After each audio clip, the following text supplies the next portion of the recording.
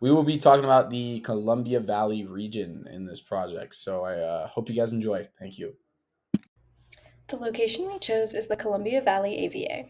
The region is located in southeastern Washington, extending partly into the northern part of Oregon. Being east of the Cascade Mountains blocks most of the Pacific rainfall, creating a dry, sunny climate. The valley follows the Columbia River Basin, which it's named after, with many subregions such as Yakima Valley, Walla Walla Valley, Red Mountain, and more.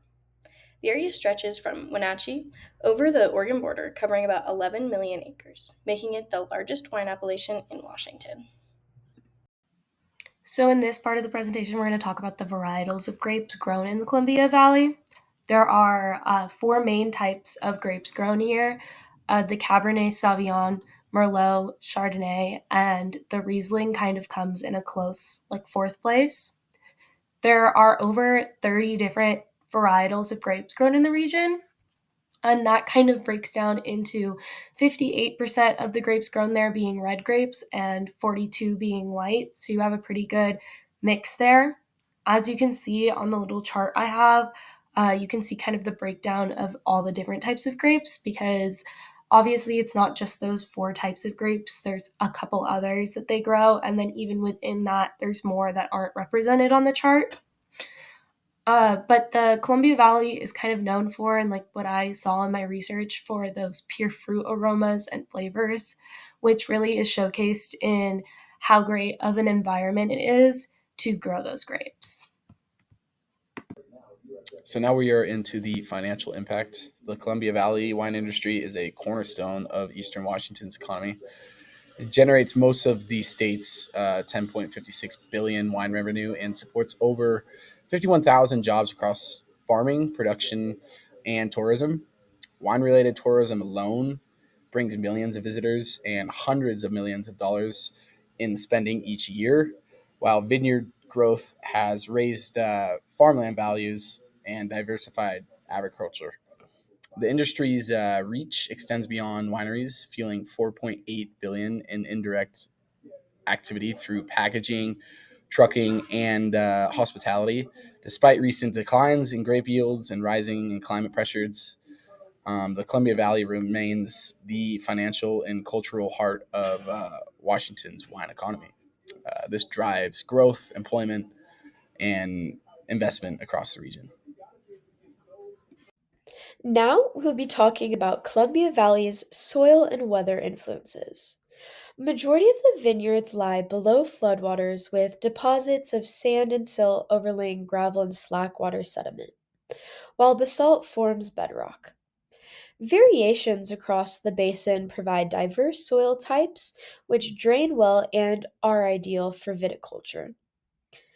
Columbia Valley AVA was defined by the Missoula flood over 15,000 years ago.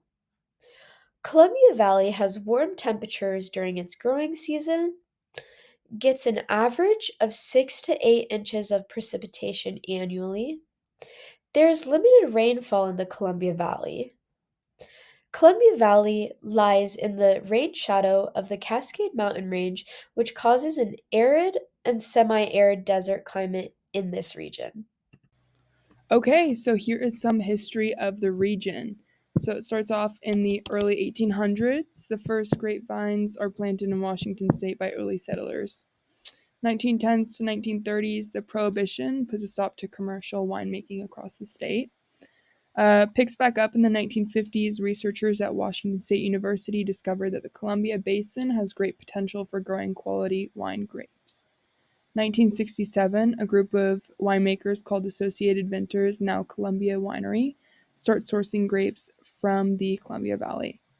By 1972, a new group of vintners comes in. They begin planting vineyards in the region, helping launch modern winemaking in the valley. 1984, the Columbia Valley is officially recognized as an American viticultural area, Washington's largest wine region. 1990s, the early 2000s, the area experiences a wine boom with new vineyards, wineries, and sub-AVAs. The 2010s to present, Columbia Valley wine earns international respect, especially for their Cabernet Sauvignon, Merlot, and Riesling. Here we have some interesting facts we found while researching the wine region. First, the Columbia Valley is the largest wine region in Washington, containing 99% of the viticulture acreage for the state. Second, there are 17 appellations within its borders.